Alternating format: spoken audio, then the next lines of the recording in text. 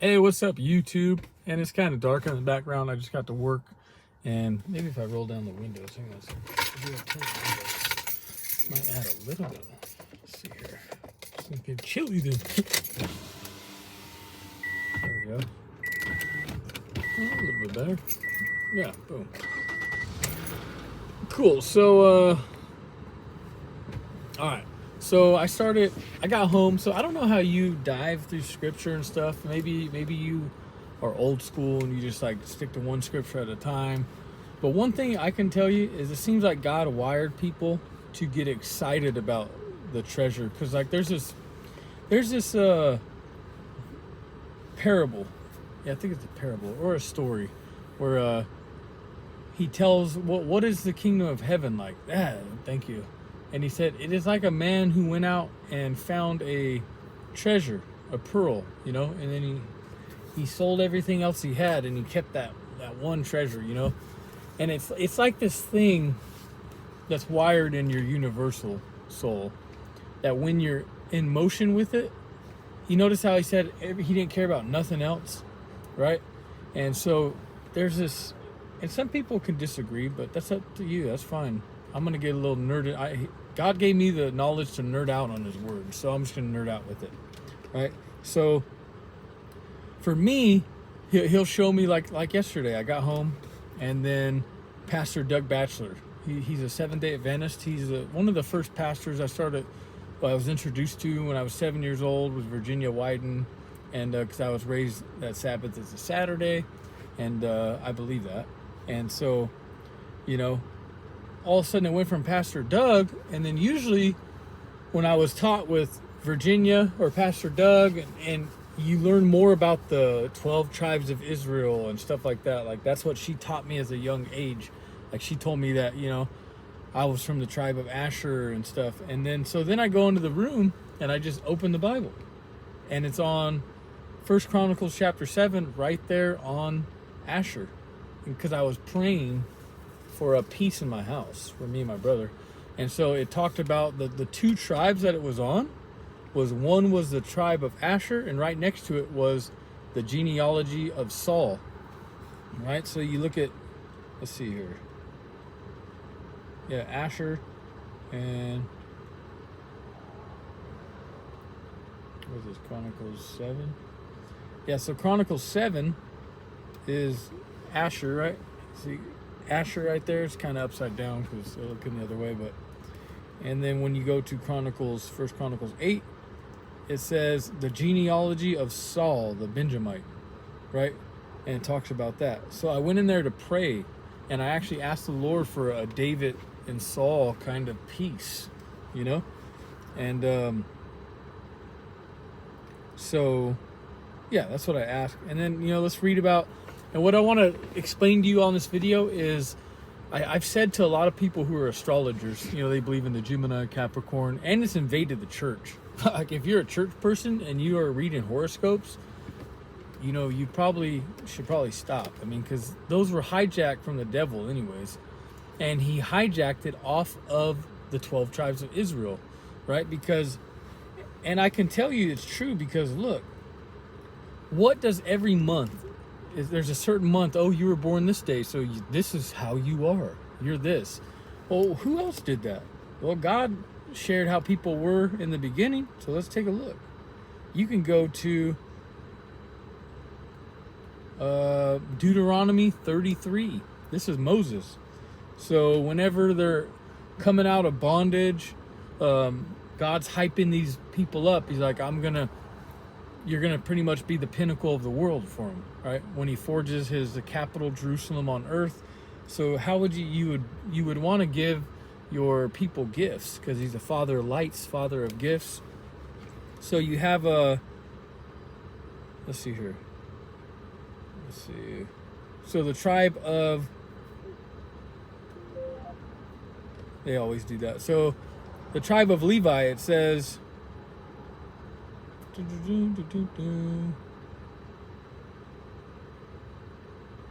bless all his skills and be pleased with the work of his hands.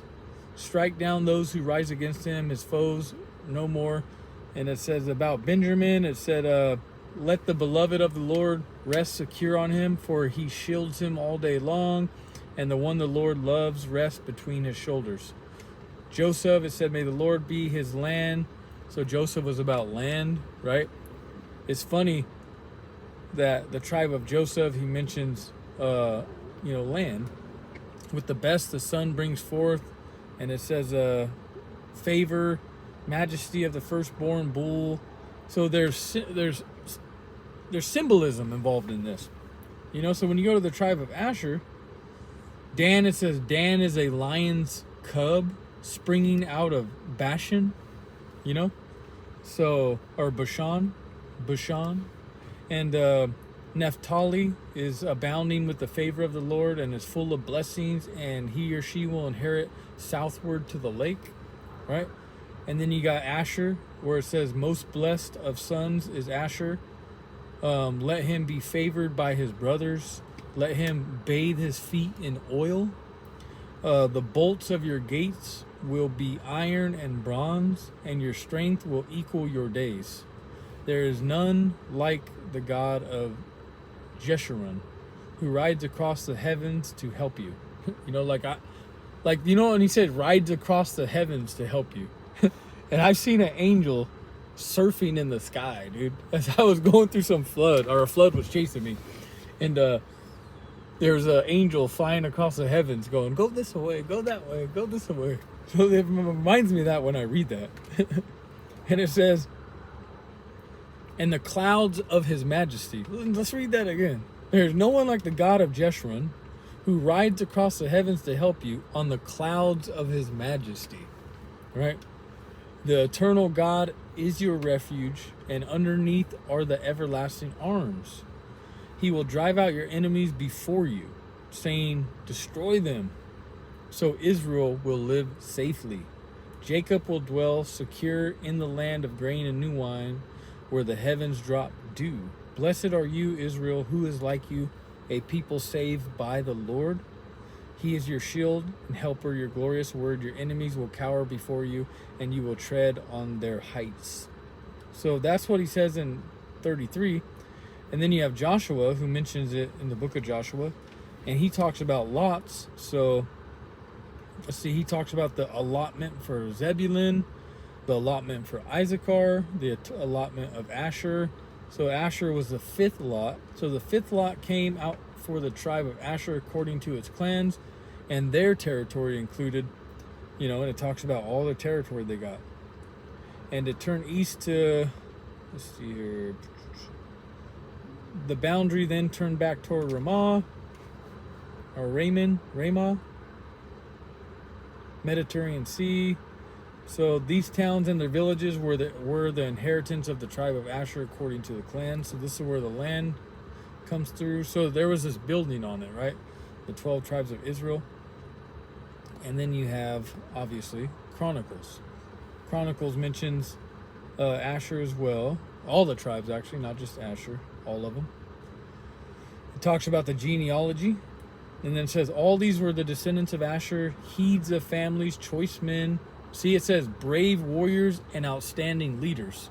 So you notice how this one breaks it down on what the attributes are. Because as the Bible starts from Genesis, why do you think the first book, just look up the name Genesis. Like when you look up the Bible, let's check it out. Let's nerd out here. All right? So, So Genesis meaning. So Genesis says the origin or mode of formation of something, right? And Genesis meaning in the Bible is in the beginning, right? So Genesis means in the beginning. That's the first book of the Bible. What's the last book of the Bible? Revelation, right? So let's look at what revelation means. Revelation.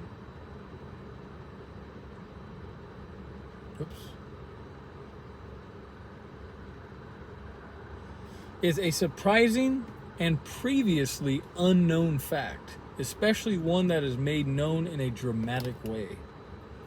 So you got Genesis in the beginning, and the Bible, the last book, Revelation. So in the beginning is going to be mystery.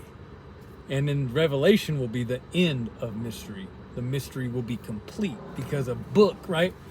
When you read a book, what happens when you finish the book? You're like, dude, that was a cool book. And then you start talking about the book. You're like, hey, this was in the beginning and then the end. And wow, dude. And there's like, you notice in the beginning, it's writing the story. And then you figure out what puzzle pieces, like all of a sudden you like, oh no, I bet this is going to happen. But you can't figure it out until you read further. And then once you read further, then you're like, oh, what? And then the story will twist on you, right? God's the same way in his book.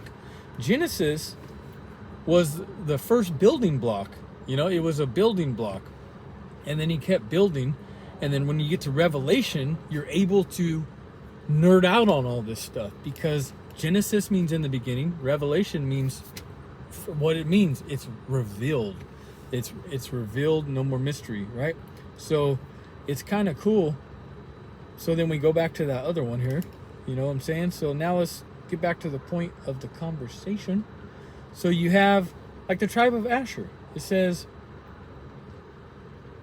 all these were descendants of Asher's, heads of family, heads of families, choice men, choice beef, choice men, brave warriors, and outstanding leaders.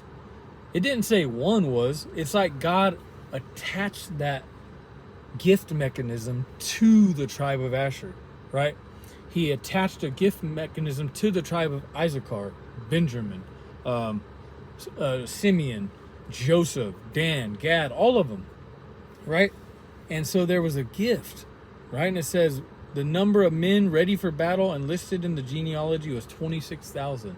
So God knew these people in numbers. Like if he numbered the Israelites, right? 26,000. And then you go to the lands and settlements included Bethel. And this is, what tribe is this? Ephraim. And it says Neron to the east along the borders of Manasseh were this. And it said descendants of Joseph, son of Israel, live in these towns, right?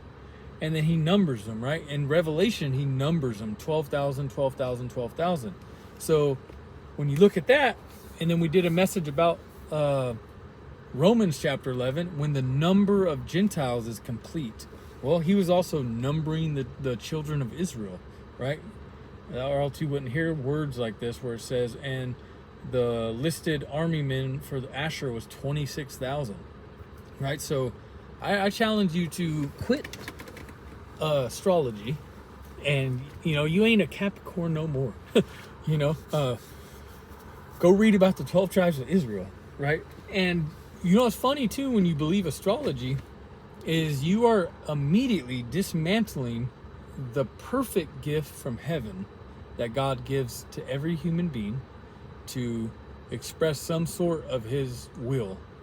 And you are believing a counterfeit. So how would the devil counterfeit the 12 tribes of Israel?